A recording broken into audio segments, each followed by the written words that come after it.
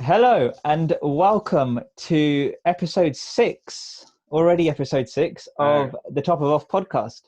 And this episode is our first episode that is not directly related to a cricket match. And it's the first one where we won't be talking about the day's events of a test match. And instead, we're going to bring you a beginner's guide to cricket. So this is the background to this episode is that we've had a lot of messages and we've had a few requests from some of our fans that they like the tone of our podcast.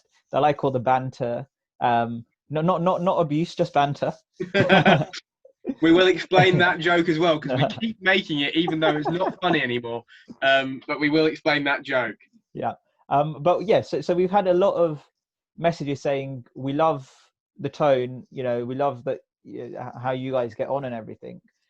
But we sometimes don't actually know what you're talking about because we're not, we've not watched much cricket before. But it's something we're really interested in and it's something we'd like to get into. So we had requests from people saying, would it be possible for you guys to do a introduction sort of thing and to give us an introduction to the game and to give us an indication of why you follow the game and what you enjoy about the game, and we said we could do that and we can go one further, and if you guys send in questions to us, we can then read those questions out live on air and answer your questions, and we've had a really good response. We've had a good few questions sent in, so we will get to that and we will get to responding to people's questions. Before we begin that though, it's a very important date today, the day that we're recording this, and it's the 14th of July, and it marks exactly 1 year since England won the Cricket World Cup, and even that we'll get into our memories of the World Cup win and what we were doing during the World Cup win later on as well. But it's really important for us, and it's a great coincidence that we've ended up presenting this beginner's guide to cricket episode on the anniversary of the World Cup win. So it's great for us. Pretend we planned it. This is planned. It's planned all along. Before we crack on, and we will do this reminder at the end. I seem to have taken on the role. I do a few PSAs at the beginning. Just a couple of quick announcements. The major one is, you may have seen on Facebook and on Twitter, we posted about it. We have an actual real life professional cricketer, real human being, professional cricketing person coming on our podcast on Thursday to talk about day one of the second England-West Indies test. That will be Maya Bouchier, who plays for Hampshire Southern Vipers, and crucially, I omitted this in the last podcast by accident, England Academy. She's a future star of the women's game, and we're really lucky to have her on. So please tune in if you have any specific questions for her or just want to say hi. Tweet us using the hashtag TOOPod or send them into our social media. We'll make sure that she gets them and we can read them on air and stuff. Hopefully, if she agrees, we should have possibly some time to ask her questions separately to the test coverage. So that's fantastic. It's a really big thing for us. So thank you, Maya, as well. It should be great. It's shaping up to be a great episode. But anyway, on with the introduction to cricket. Let's go. First, let's just explain the banter no abuse joke, because we keep making it really terrible. That is a reference to something that Australian head coach Justin Langer said in Amazon's fantastic cricket-based series, The Test. Go and watch that, by the way. It's really good and is actually quite good at explaining a bit about cricket and where the Australian team are at. Yeah. Australia have previously had a bit of a reputation for being a bit nasty on the field, being occasionally abusive. So that's what Justin Langer was talking about. We'll just have banter, no abuse. And so they've got a reputation for being a bit overly competitive. We'll put it that way. So that's why we keep making that joke. Yeah. Anyway, now let's get into it. Yeah. Anniversary of the World Cup. God. Wow. I know. It's been a year already. A year What a already. day. What a day. What shall we cover first, really? Right. So I was thinking we would cover first why we love the sport and what first drew us into cricket. You know, what got our interest up. Okay, well, for me personally, actually, I've sort of had an interest in it from a relatively young age. I played it at primary school a bit. I wasn't very good. I'm still not, but I played a bit, and it was sort of on in the house. My mum's a good cricket fan. She's not an obsessive, probably not as much an obsessive as I am now, but she likes Test cricket and she watched it. I found it a bit dull through my teenage years. I never really understood it. And actually, appropriately enough, what really got me into cricket and made me an absolute nutter about it was probably the events of a year ago today and a few weeks before. The World Cup last year, I watched every game pretty much. I just got involved with it, and now I'm mad about the game, and I love it. Played my first club game in 7 years the other day, and it's a fantastic game, and people have this horrible misconception that it's boring, and it's really not. It's just unfortunate that because it's such a technical and eccentric sport, it can be impenetrable sometimes. So if you don't have a technical understanding of the game, it's not entirely watchable. Yeah. But if you take a bit of time, listen to cricket podcasts like ours, introduction to cricket podcasts, learn a bit about the rules, get a bit more of a technical understanding of the game, you can really learn to appreciate it. And it's, once you do, it's such fun, and it's such an amazing game. Definitely. How about you? So my interest in cricket, I mean, I've always had a bit of an interest because Surely not coming from a South Asian family. So I'm from a South Asian background. So cricket's always been around.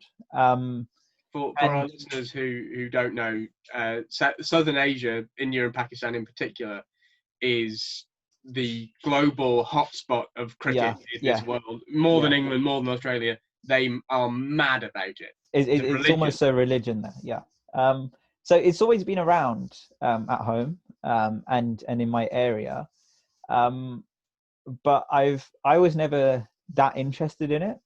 And my interest had really started when I sort of was about 13 or 14. Started getting interested in the IPL, the Indian Premier League, which is like the biggest T20 competition in the world. So it's sort of the biggest short form cricket competition in the world. And it obviously, as the name suggests, it all happens in India.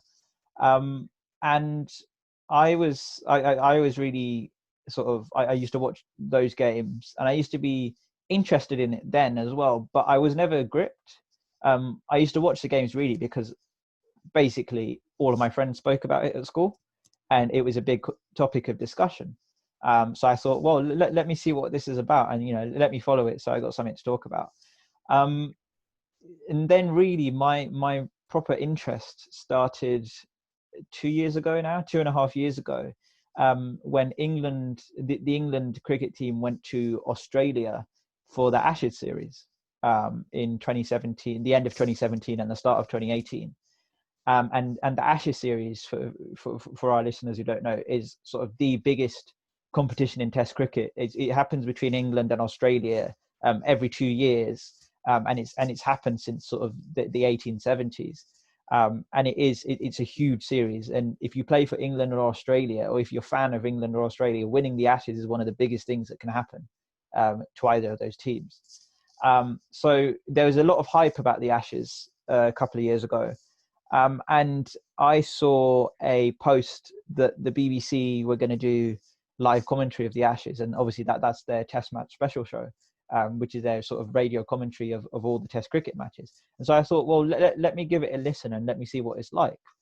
So I gave it a listen and I found it really interesting, actually. And obviously I didn't understand what any of the terms were. But I found it really interesting. And I found, even though I didn't understand much, I knew that it was a very technical sport. And I knew that it was really sort of it was very strategic as well as a sport, and it was a massive test of endurance. So I thought, well, this is interesting. And then I started to follow it a bit more. I listened to all of the test matches then. I followed the commentary. I watched some of the videos, and I read up on some of the terms that I'd seen. And, you know, I just gave him a quick Google and stuff if I didn't understand anything. And slowly I sort of found that I was getting more interested in it, and I was getting more knowledge about it. And then yeah, that takes us to now, where now I know a decent amount about the game. You know, and I'm really interested in it, and obviously, yeah, interested to the extent that I'm hosting a podcast about it. But that's really where my interest started from, was the IPL when I was about 13, and then the Ashes tour in 2017, and especially the BBC commentary of it, because it was great. I think that's very interesting how we've differed in our approaches to it, but both of us similarly kind of, when we were younger, didn't have too much interest, and then later in life, well, I say later in life, later into our teens, have found it.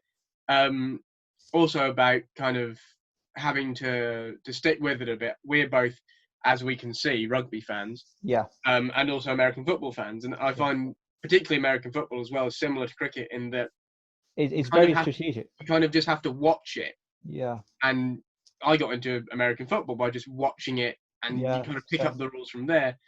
And so I think cricket is a lot like that as well. It may not be the most interesting to start with, but if you kind of want to get into it and see what it's all about, the best way to do it is just watch it. Yeah, definitely. Your mention of the IPL, though, brings us on to our first listener question. Okay. We did guarantee that they would all be anonymous unless asked otherwise, so this one will be anonymous. An anonymous listener writes in asking us to just explain a little bit about the different formats of the game, because obviously we use the words Test, T20, ODI, stuff like that, and it's kind of one of those things which you just expect people to know. But obviously people who don't like cricket and aren't into it don't really know this. So just a short explanation of the different formats of the game and how they work and how they're different. So Test cricket is the first form of the game when it was originally sort of formalized as a sport in the late 1800s. And Test cricket, you know, Test cricket games can go on for 5 days, and there's no limit to the number of overs that you can bowl. So there's no time limit on how long you can bat, except for that 5-day limit. And obviously that means that matches are very drawn out, and they're very, you know, they can take a long time. So for the casual sort of person who watches, and the casual spectator, it can be very hard to get into because they go over 5 days. And then in the 70s, people realized that, well, a lot of people are being turned off by the fact that Test cricket is 5 days long. So let's try and do something else. So then they came up with ODI cricket, which stands for One Day International. And as the name suggests, it happens in 1 day.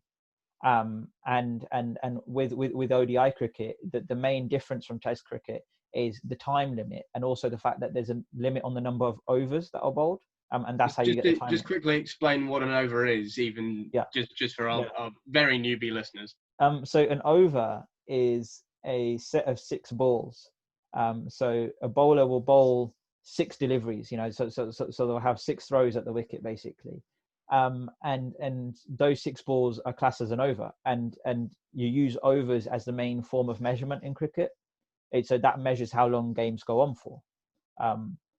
That's sort of the simplest. Each over, so overs, after a bowler has completed his 6 balls, then another bowler has an over, and then they can alternate for a bit, and then the bowlers will change. So, and then, as we were talking about in ODI cricket, I think it's a limit of 10 overs per bowler. There's no limit in Test cricket, and then in T20 it's a limit of 5 overs per bowler, I think. And we'll go on to talk about T20 cricket. So ODIs have a limit of 50 overs for each side. So each side can only bat for 50 overs. And it's however many runs you make in that 50 overs is then your score. And obviously then you have to stop the other side from getting the same amount or exceeding your total in their 50 overs. So it shortens the game to 1 day. But then recently, in the last 20 years, they established an even shorter form of the game, which are called T20 cricket. So T20 stands for 2020 cricket. And as the name suggests, instead of being 50 overs, that's only 20 overs. So it's shortened even further. So instead of taking a day to complete like an ODI game would, it takes just about 3.5 to 4 hours to complete. And ODI cricket is the most lucrative in terms of the finances. T20. Oh, yeah, T20 cricket is the most lucrative in terms of the finances, and it attracts the most money, and that's what all the major leagues around the world are T20 leagues, because it's that sort of game that's built for people watching it. It's the same amount of time as other spectator sports are. So it's built for, you go out for an evening to watch the game, and you don't have to follow it for 5 days. You know the result straight away, or you don't even have to follow it for a day. You know the result straight away. So these are all the different forms of cricket. There's different sort of opinions about each form. So some people will say that Test cricket is the only pure form of the game, and the other two forms are sort of aberrations of that. And other people would say that, well, you need, and I would be included in this, that you need all three forms of the game to make it viable, because you need to have an option for everyone. The people who like following things for 5 days, they will watch Test cricket. The people who want to do things short and want to know the result within a day or within 3 hours, for them, T20 or ODI cricket is the right thing. So there's all these different types. So for when we talk about poignantly today, the anniversary of England winning the World Cup, that was the ODI World Cup, which England won last year, the 2019 Men's Cricket World Cup, which is the 50 over ODI World Cup. There is also the T20 World Championship, which was meant to go on this year, but has obviously been pushed back because of coronavirus. And then there is something called, which is actually very new, called the World Test Championship, which is not a kind of single block competition. It takes place over a 2-year cycle of test matches, and certain points are awarded for winning test matches. Yeah. That's a bit more technical than we need to get today. Yeah, but the main thing is that there's sort of world championships in each of the forms of the game. So every form of the game is represented. Another key difference is, and another technical term to explain, is the number of innings in a game. So an inning is, in cricket, similar to, if any of our aspiring cricket fans are baseball fans, it's basically the same as an inning in baseball. An inning is effectively, a team's innings is when they bat or bowl. So, for example, in Test cricket, there are 4 innings because each team bats twice and bowls twice. Yeah. Whereas in ODI and T20 cricket, there are only 2 innings because one team bats and the other team bowls, which is the first innings, and then the team that was bowling bats, and then the team that was batting bowls, which is the second innings. Whereas in Test cricket, each team does that twice over the 5 days. Also now, we've got to keep up with the times. There are modern variations on the game, even shorter formats, which are now being played professionally. So there's recently been introduced T10 cricket, which is effectively the same as T20 cricket, just 10 overs each rather than 20. So it takes an hour and a half. And then in England, was set to debut this year, but obviously pushed back again because of coronavirus, is a new competition called the 100, which is, rather than T10 or T20, it's 100 balls for each team. So it's 100 ball innings, and they changed, quite controversially, the length of overs to 10 balls. So 10 overs of 10 balls for each team. So each team faces 100 balls batting, and each team bowls 100 balls. So that's kind of the format of cricket for those who haven't necessarily heard about that. It's important to state, though, that there are these even shorter forms, but the main 3 forms of the game that you'll find everywhere in the world are Test cricket, ODI cricket, and T20 cricket, and they're the big 3 really at the moment.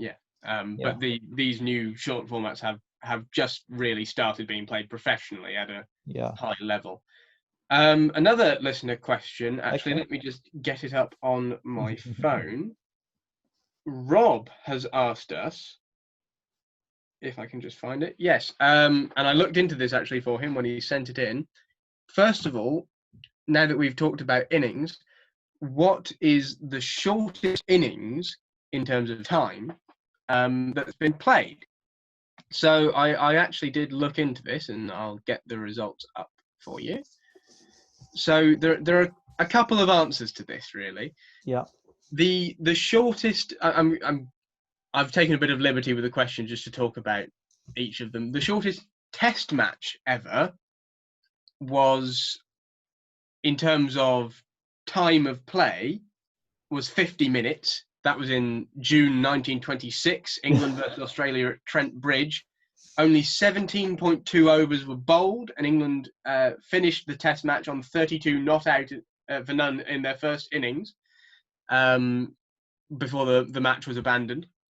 However, in terms of balls bowled, it's the first test between the West Indies and England, funnily enough, in Jamaica in January 1998, when only 10.1 overs were bowled, and England scored 17 runs for the loss of 3 wickets before the match was abandoned because the pitch was deemed to be too dangerous, because it was prepared in such a way that the ball bounced very unpredictably, and it's hard to explain without going into the technicalities of pitch maintenance and how that affects the ball. But if you look it up on YouTube, it's the first test, January 1998 at Sabina Park, Jamaica. You can see that it's just not suitable for playing a game of international cricket on. However, to take the question even further, the shortest test completed innings where the match wasn't actually abandoned was in 1924 in Birmingham, South Africa versus England. It was only 75 balls long, and South Africa were all out for 30 in 12.3 innings in their 12.3 overs, in their second innings against England. They went on to quite obviously lose that game. So that's a completed innings where the match wasn't abandoned, all the team batted, and they just got out very quickly. So thank you for that, Rob. That's, I hope, an answer to your question. The other question he asked was, why do cricketers wear white? And that actually is a bit more of a complex question than it first seems. So cricketers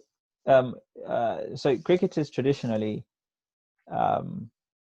would wear white in Test cricket, and they still do wear white in Test cricket. But I think before we start answering that question, if you watch ODI cricket or T20 cricket, or any of the shorter forms of the game, you'll see that they're not wearing white, and that's because in ODI and T20 cricket, it's now become, because they're more exciting, more flashy forms of the game.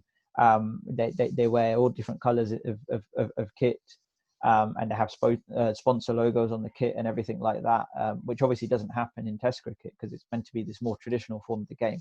But I don't actually know why they wear white. Well, I will explain, but to put into perspective how rigid Test cricket is in its kind of being stuck in tradition, I think it was only this year or last year that they started putting names and numbers on the back of Test cricketers' shirts, and that was extremely controversial because we in the cricket world are all very, very sad, and we care about these things.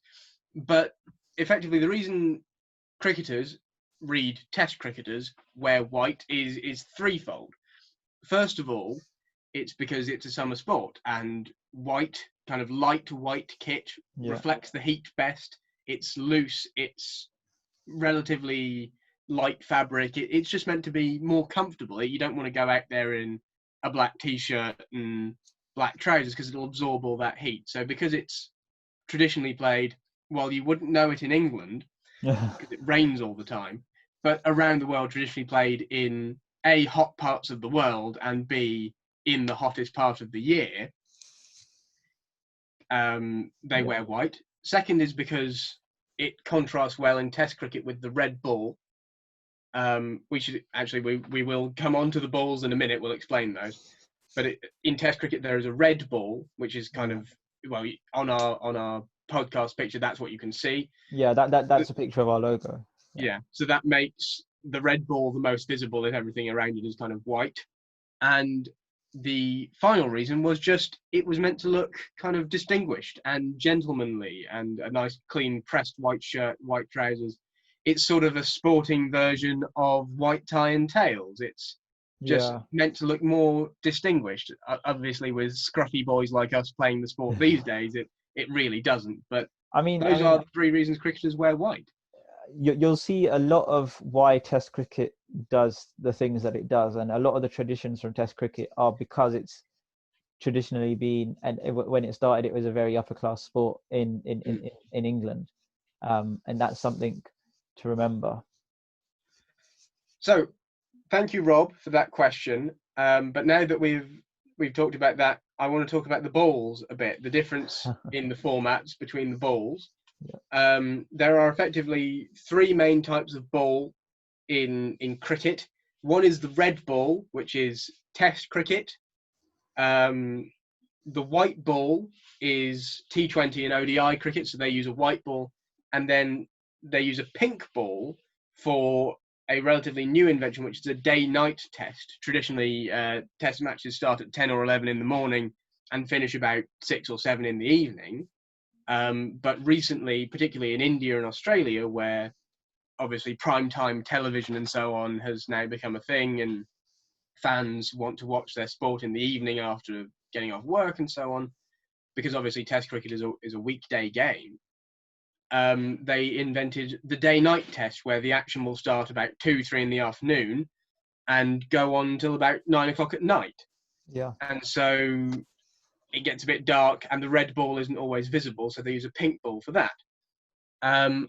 I think the white ball for use in ODI and T20 cricket is also to do with the fact that ODIs go on into the evening, and T20s are often played in the evening in primetime television slots. Yeah. So the white ball is the most seeing it in the light. Yeah.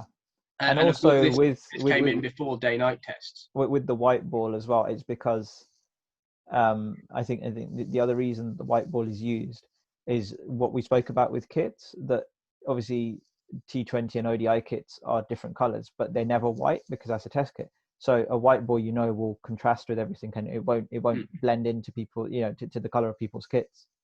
So that's why they use the white ball. And then the red ball is used in Test cricket. I don't know why it's red. That's kind of an interesting question in itself. But the key differences between the balls is the way they move.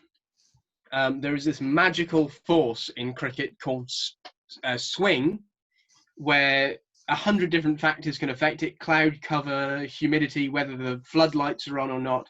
But effectively, for some reason, the red ball, and this is why you constantly see cricketers rubbing the ball on their trousers, is they're trying to shine it. And if you shine one side of the ball, and then turn that side, say, away from the batsman, so if I'm holding the ball like that, the seam is straight on there, then the shiny side is this side, the ball in the air will move this way. Our listeners can't see this. If I hold the shiny side facing towards my left, the ball will swing left in the air. And that is most pronounced with the red ball, and less so with the pink ball, and least of all with the white ball. Yeah. So that's really the difference. But that's, again, a lot of that is getting into the if we go down that route, we get into the technicalities. And probably, for anyone who's a beginner, it's probably best just to stick with that. Red balls are used in test matches, pink balls are used in day-night test matches, and white balls are used in ODI and T20 matches. I have a listener question from Matt, and Matt, to give him a shout out, was actually one of the guys who gave us the idea for this episode, because he said, I enjoy the podcast and I enjoy the banter and everything that you have, but obviously some of the terms that you use are lost on me. And Matt said, he said himself that I want to get more into cricket, and I want to learn more about the game. And that's one of the places we came up with this idea from. And he's actually sent in 3 questions. So the first question that Matt sent in is that I'd be interested to know how cricket relates to similar sports like baseball. Well, to answer your question, Matt, very quickly and succinctly, it's better. I would agree. Cricket is quite different to baseball. Of course, the ancestor of baseball is more rounders. So they kind of come from slightly similar but different places. I'm not a baseball fan, so I kind of can't appreciate the finer points of it, which I imagine is very similar to cricket. But I find cricket, I've been to a baseball game live in the States, and I've watched a few of them. I just didn't get as excited by them, and I felt that it seemed like there was less that could happen, and because of the way the scoring works and so on, it doesn't have what, say, Test cricket has, of it could be a win, a tie, a draw. We must explain the difference between a tie and a draw. Yep. But yeah, I think in terms of similar sports, cricket has such a passionate and far more global fan base than pretty much any other sport. What people don't realise is cricket is actually, I think, the second biggest sport in the world. Yeah, after football, it's the second biggest. Yeah, because of how passionately it's followed, particularly in the southern Asian region. India, Pakistan, but also Australia, New Zealand, South Africa, even the Caribbean as well. The main sport of a lot of Caribbean islands is cricket. But I think some ridiculous number in the millions of people are fans of Test cricket in India and so on. So it is actually a huge global sport, which is kind of neglected as this ugly third child between football and then whatever national sport you have. American football, baseball, rugby here. So it really is a fantastic and widely loved sport, but people don't often see that. But yes, there are a few technical differences between cricket and baseball, and as Jacob pointed out, I think baseball is more related to rounders. Cricket doesn't really have much to do with baseball in terms of similarities, but obviously I don't know as much. I don't know enough about the technical aspects of baseball to get into what the differences are. But there are some quite major differences. The Matt's second question is, how good is cricket for exercise if you play? Oh, it's fantastic. It is fantastic for exercise. Even if, like me, you can't stay in long when you bat. What people don't realise is actually just how bleeping tiring it is. Yeah. It is a massive exertion, and I can just tell you from my quite limited personal experience, when you bat, you've got all this heavy kit on, you've got your helmet, you've got your pads, it's hot, and you've got to run 22. A cricket pitch is 22 yards. It's I don't know how much that is in meters, but it's about 20 meters or something like that. Is it? No, it's not. No, it's 20 not. meters. That's huge. No, let's actually have a look. We've got Google here. Let's have a look.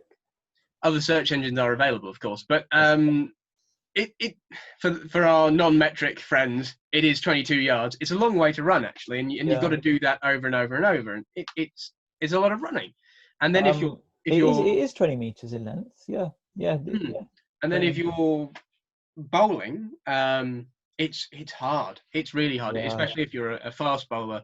I bowl mainly spin, but I have bowled fast, and I had to stop because of the exertion on my body, particularly my knee. It's physically extremely demanding. Even fielding, you get knocked on the hands and the ball can hurt. It's tough. It's a tough sport. It's very good for exercise, though. I played a cricket game on Sunday, and I honestly, I lost 2 kilos just from doing it. Yeah. Mainly It is, dehydration, probably, but it's great exercise, because you know, when you're bowling, it takes a lot out of you, because you imagine you're running in and you know, and in essence you're chucking the ball, but over and over again. And obviously when you're batting as well, it's not just, you don't just have the weight of your body, you've also got this bat that you're swinging around, you know, and bats aren't very light things as well, so you have to be used to swinging them. unless you have mine, which is a child's bat. Yeah, that's because your height though. Yeah, that's because I'm 5'6" at an optimistic glance. But yeah, so it's really good for exercise, and obviously a lot of people think, and it probably does put some people off, is that, you know, the thought is that, oh, you're just standing around all day, you know, it doesn't seem like that much exercise, but it actually is very exerting. And it probably is the same amount of exercise as any other sport. You know, if you played rugby or you went for a run, you probably would exert your body, obviously in different ways, but to the same amount. So cricket is really good for exercise. I can tell you personally, I've played a lot of rugby. Yeah, same. The day after bowling even 5 or 6 overs, you're as stiff and as painful as you are when you play a good rugby match. So definitely, but it's part of the game, and it's a fantastic part of it. So it's a brilliant part of the game. Yeah. Thank you, Matt, for that. What's his third question? Yeah, so Matt's third question is something about the history of the sport, if possible. So he wants us to give a bit of a rundown on the history of the sport. This is I think a bit difficult. Can I just? I think, Matt, the best way to answer that is between test matches and between test series, we will do kind of little episodes, special episodes about the history of maybe particular nations' cricketing history. So, you know, we'll do one on England and the West Indies after this. Just little profiles on the nation, explaining basic bits about their cricketing history. So just listen out for those. We really don't have enough time to get into the history of cricket at the moment. I think one of the few things we can say now, though, is that cricket is probably one of the oldest major sports, in that the first recorded, and I know this because I actually read this, but the first recorded mention of cricket as the word cricket in any document ever is from an old English document from the mid 1500s. So it's really old, and obviously it took a few hundred years for it to become the form of the sport that we know today. But the origins are from then, so it's about 500 or so years old. But thank you very much for your questions, Matt. I have a couple from Will, who has very kindly messaged into us. He's got a few. 2 of them are quite generic, but there's quite a specific one he wants to focus on first, which is a bit technical. Who do we think is better, James Anderson, England fast bowler, or Dale Steyn, South African fast bowler of extreme quality? Both. So who do we think is better? They're both. We're biased, obviously. We are very biased. But I think the way to answer that question is they're both very, very good cricketers. They both do different things. But if we were to compare them, you know, compare them apples to oranges, I think the key statistic is that James Anderson is the leading wicket. He holds the record for number of wickets taken internationally by a fast bowler ever. In Test cricket. Yeah, in Test cricket. So he's taken almost 500 wickets over the course of his career, which is a huge amount. And no, more than 587 now. 587. Yeah, almost 600 wickets over the course of his career. So they're both very good cricketers, but they both do different things. But in terms of my assessment and my view, and obviously it is biased as an England fan, I would say that James Anderson, given that he's one of the greatest England players ever, is better. I think Dale Steyn's a fantastic bowler, and he was very kind of dominant for quite a long time. But I think just if you look at basically kind of everything, you know, longevity, skill, wicket taking ability, statistically, and Anderson's better. He's England's all-time ODI wicket taker. He is the all-time fast bowling Test wicket taker and 4th overall Test wicket taker. The other 3 being spinners. Yeah. Shane Warne, quite a famous name, is 2nd. Interesting trivia fact for those of you who want to impress your friends with your new knowledge of cricket. Leading Test wicket taker of all time is Sri Lankan off-spinner Mutia Muralitharan, commonly known as Murali, with exactly 800 Test wickets.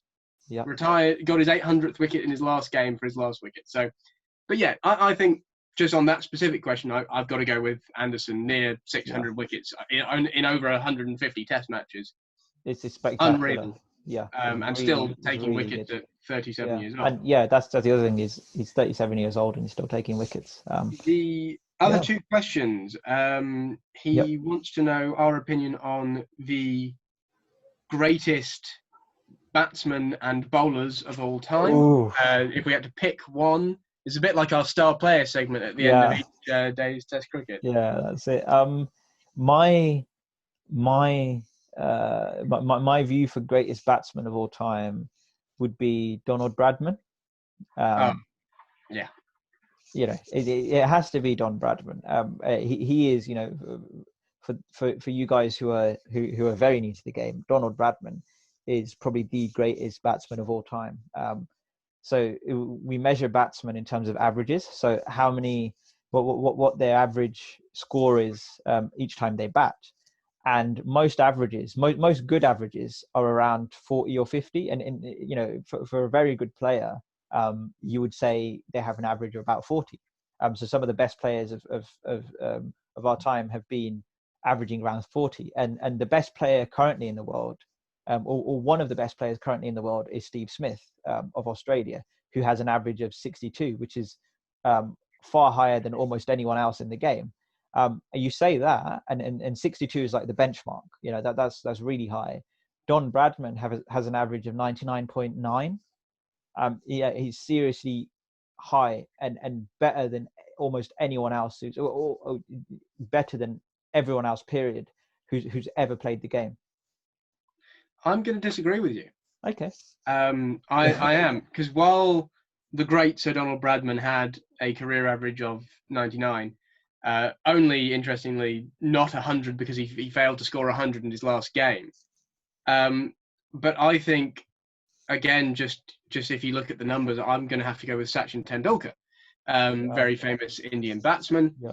For those of you who are new to the game, basically, if you want to take the equivalent of, in a heavily Christian nation, God and Jesus, and transpose them onto India, you probably have Sachin Tendulkar and current captain Virat Kohli. Yeah. That's kind of how, you know, last time I was in India, they were on shampoo ads. They were, you know, he's the David Beckham of India. Yeah. That's the level of superstar we're talking about. And he played over 100 Test matches, I believe. Yeah.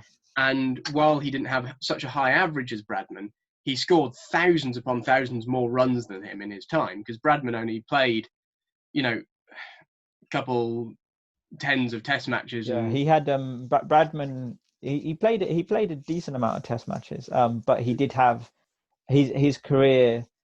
Just so happened that the middle of his career occurred, you know, as the Second World War happened. So cricket was cancelled for those 6 years, and he had so he missed 6 years of his career because there just weren't any matches. But you know, Sachin scored, I think, 15,000 runs or something like that. Yeah. He's seriously good. He was better than anyone, and just in terms of pure run scoring ability as a batsman. Yeah. Unbelievably good. He was fantastic. There was a great story about him on the TV the other day. They were doing a profile about him or something, and he was involved in a youth tournament under 14s or something, and his team got into the quarterfinals, and he made a century. A century is 100 runs in one innings. He made a century in the quarterfinal, a double century in the semi-final. Between the semi-final and the final, went off, played a quick local game and scored a century, came back, scored a century in the final, Yeah. his team won, and then he went to bat for 3 hours in the nets afterwards. So he was just really fantastic. And his commitment to the game is spectacular. Yeah. Right, bowlers then. So bowlers, again, I'm usually a man who goes with the stats and the numbers, but I'm going to say actually number 2 on the list of all-time Test wicket takers, Shane Warne. Shane Warne. Because simply what he could do with the ball, and while Murali was incredibly skilled and crafty and could turn the ball both ways and really played spectacularly and was a fantastic player for a country who don't always have the most fantastic team. Shane Warne was such a key part of that golden era of Australian cricket where they just beat everyone. And that Australian team is widely regarded as one of the best cricket teams of all time. And what he could do with that ball. Yeah. And just he could make it hoop all over the place, turn a mile, and he was a fantastic bowler. Off the field issues aside, best bowler of all time, I'm going to say. Yeah. My view, again, I would usually go. I mean, I go with the stats with batsmen, but with bowlers, I don't. I go with feeling, and when you watch them, how they make you feel. Mine is Michael Holding, who is fast bowler who's played for the West Indies in the 70s and 80s, and he was widely regarded as one of the fastest bowlers of all time. So he regularly bowled at sort of 90, 95, almost 100 miles an hour in his career. And they called his nickname was Whispering Death because he was that quiet in his run up that you didn't and that graceful in his run up that you didn't expect that the ball that he would release out of his arm would come at you at almost 100 miles an hour. And he was seriously good as a bowler. He would just destroy your wickets, just with sheer pace. Just how fast the ball was would mean that you couldn't react and just destroy the stumps. And watching him play, watching the videos and the highlights of his games back in the 70s is spectacular. Right. I think actually we might just be out of time now, but I hope everyone found this very educational. Yeah. We didn't actually get around to explaining the LBW rule. Do you want me to do that? That would be. I think we'll save that for another episode. Yeah. Yeah. If anyone between these episodes, we might do a second intro to cricket. I think we'll have to because there's still a few questions. Still so much. We have. But if anyone in between times want to know how the LBW law works, message one of us and we'll tell you. Basically. but actually, we're going to keep you hanging on the end and give you another chance to send in your questions. Yeah, I mean, even today we've had there's a few questions we haven't been able to get to.